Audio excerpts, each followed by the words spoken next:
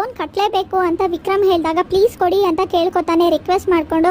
ಸರಿ ಆಯಿತು, ಒಂದು ವೇಳೆ ಕಟ್ಟಲೇಬೇಕು ಅಂದರೆ ನೀನು ಮತ್ತೆ ನಿಮ್ಮಪ್ಪ ಬಂದು ನನ್ನ ಕಾಲಕ್ಕೆ ಬಿದ್ದು ಕ್ಷಮಾಪಣೆ ಕೇಳಿ, ಇಲ್ಲ ಅಂದರೆ ಕಟ್ಟಲ್ಲ ಹೋಗಲೇ ಅಂತ ರೌಡಿಗಳು ಬೈದಾಗ ವಿಕ್ರಮ್ ಕೋಪ ಮಾಡ್ಕೊಂಡು ಹೊಡಿತಾನೆ. ಆಗ ವೇದ ಅದೇ ಜಾಗಕ್ಕೆ ಬಂದವಳು ನೋಡಿದ ತಕ್ಷಣ ಶಾಕ್ ಆಗಿ, ಗುಂಡ ಏನು ಮಾಡ್ತಿದ್ಯಾ ನೀನು ಅಂತ ಕೇಳ್ತಾಳೆ.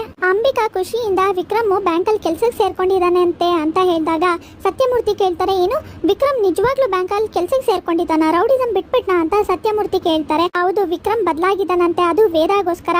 ಅವತ್ತು ನಮ್ಮ ಮನೆಗೆ ಷಷ್ಠಿ ಪೂರ್ತಿಗೆ ಅಂತ ಬಂದಾಗ ವೇದ ಇದೇ ಜಾಗದಲ್ಲಿ ನಿಂತ್ಕೊಂಡು ನಾನು ವಿಕ್ರಮ್ನ ಬದಲಾಯಿಸ್ತೀನಿ ಅಂತ ಚಾಲೆಂಜ್ ಮಾಡಿ ಹೋಗಿದ್ಲು. ಕೊನೆಗೂ ಅವಳು ಗೆದ್ದು ಬಿಟ್ಲು. ಈ ಚಾಲೆಂಜಲ್ಲಿ ಎಷ್ಟೇ ಆದರೂ ಅವಳು ನಿಮ್ಮ ಮಗಳಲ್ವಾ, ನಿಮ್ಮ ಥರಾನೇ ಹಠ, ಅವಳು ಸಾಧಿಸೋವರೆಗೂ ಬಿಡೋದಿಲ್ಲ ಅಂತ ಅಂಬುಜಾ ತುಂಬಾನೇ ಖುಷಿಯಿಂದ ಹೇಳ್ತಾರೆ. ವೇದ ತುಂಬಾನೇ ಬೇಜಾರು ಮಾಡ್ಕೊಂಡು ಬಾಗುಂಡ ವಾಪಸ್ ಹೋಗೋಣ ಅಂತ ವೇದ ವಾಪಸ್ ಕರ್ಕೊಂಡು ಹೋಗ್ತಿರ್ತಾನೆ ಮನೆಗೆ ವಿಕ್ರಮ್ನ. ಆಗ ಕೋಟೆ ರಾಜೇಂದ್ರ ಅಡ್ಡ ಬಂದು, ನೋಡು ವಿಕ್ರಮ್, ಇದನ್ನೆಲ್ಲ ಬಿಟ್ಬಿಡು, ನನ್ನ ಜೊತೆ ಬಾ, ಕೋಟೆ ಜೊತೆ ವಿಕ್ರಮ್ ಇದ್ದಾನೆ ಅಂತ ಒಂದೇ ಒಂದು ಹೆಸರು ಸಾಕು, ಐಡೆಂಟಿಟಿ ಸಾಕು ನಿನಗೆ ಶ್ರೀಮಂತನಾಗಿ ಮಾಡೋದಕ್ಕೆ. ಈ ಕೆಲಸ ಎಲ್ಲ ಯಾವುದು ಬೇಡ, ನಿನಗೆ ಯೋಚನೆ ಮಾಡು, ನೀನು ಬರ್ತೀಯ ಅಂತ ನಂಬಿಕೆ ಮೇಲೆ ನಾನು ಹೋಗ್ತಾ ಇದ್ದೀನಿ ಅಂತ ನಾಯಕರು ಹೋಗ್ತಿರ್ತಾರೆ.